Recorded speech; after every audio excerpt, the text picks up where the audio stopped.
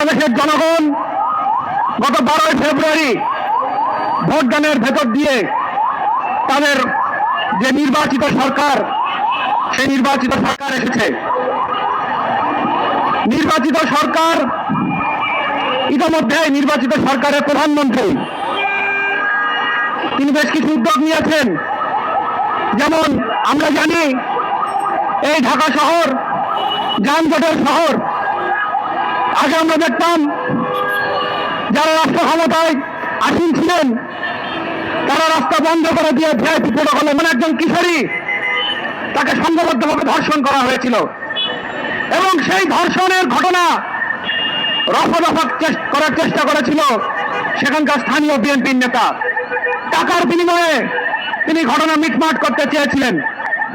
তার ঠিক 15 দিন পরে সেই কিশোরী যখন তার বাবার সঙ্গে আত্মীয়ের বাসায় যাচ্ছিলেন, ঠিক সেই সময় প্রতিমধ্যে সেই ধর্ষক গোষ্ঠী তারা বাবার কাছ থেকে মেয়েকে ছিনিয়ে নেয় এবং উপর্যুপরি ধর্ষণের পরে তাকে হত্যা করে।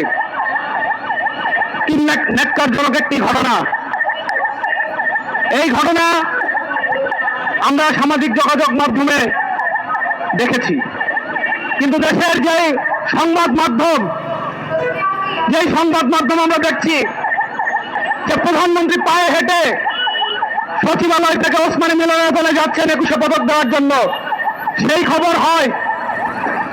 আমরা যখন দেখছি যে প্রধানমন্ত্রী গাড়ি বহরের সংখ্যা কমে গিয়েছে, সেইটার খবর হয়।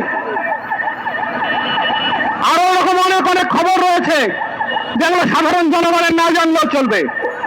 কিন্তু গুরুত্বপূর্ণ একটি ঘটনা, ধর্ষণের মধ্যে একটি ন্যাক্কারজনক ঘটনা, সেটি আমাদের যেই সংবাদ মাধ্যম, সেই সংবাদ মাধ্যমে আমরা ফলাও দেখছি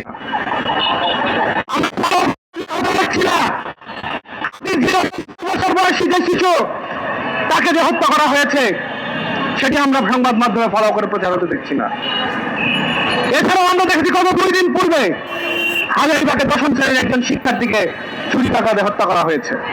এরকম আরো অসংখ্য ঘটনা বাংলাদেশে গত কয়েকদিনে ঘটে গিয়েছে।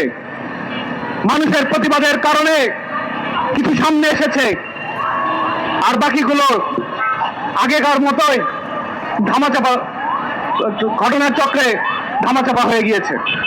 হাতিরঝিলের ঘটনার কথা আমরা বলতে চাই।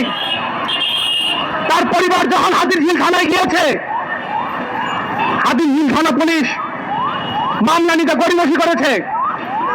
তারপর এলাকাবাসী যখন থানা ঘেরাও করে বিক্ষোভ করেছে, তখন বাধ্য হয়ে হাতিরঝিল থানা পুলিশ তারা সেই মামলাটি নিয়েছে। আজকে এই বাংলাদেশে যখন আমরা গণতান্ত্রিক বাংলাদেশের কথা বলছি, তখন এই গণতান্ত্রিক বাংলাদেশে আমরা এই ধরনের যেই হত্যাকাণ্ড, ধর্ষণ, নিপীড়ন, আমরা সেই সবের বিরোধিতা করছি।